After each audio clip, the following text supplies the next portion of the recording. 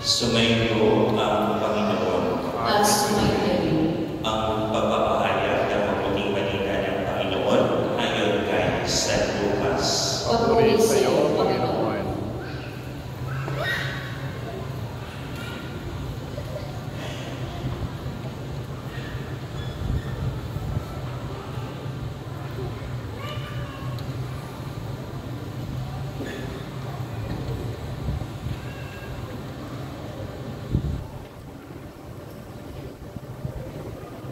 Dumating ang oras ng panganganak ni Elizabeth at nagluwag siya ng isang sanggol na lalaki.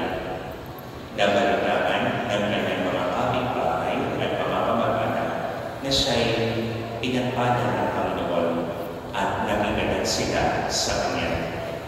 Nang ikawalong araw, dumalo sila sa pagpupuli ng sanggol.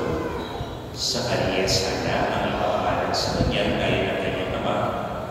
Ngunit sinabi ng kanyang ina, hindi, huwag ang ipapamalan sa kanya. Subalit wala isang man sa iyo mga kamag-anak ang may kanyang pangalan, wika nila.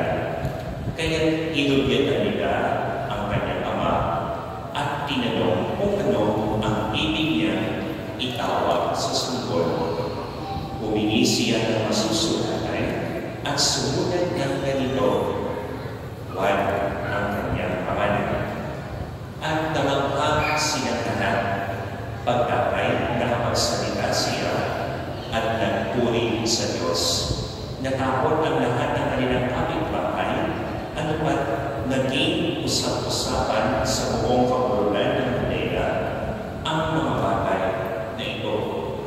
Pinakaisip-isip ito ng lahat ng nakakanap at ang kanilang tanong, magiging ano kaya ang batang ito?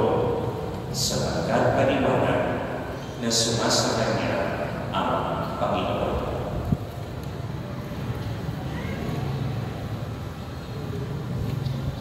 Ang mabuting balita ng Panginoon. Pinupuri ka namin,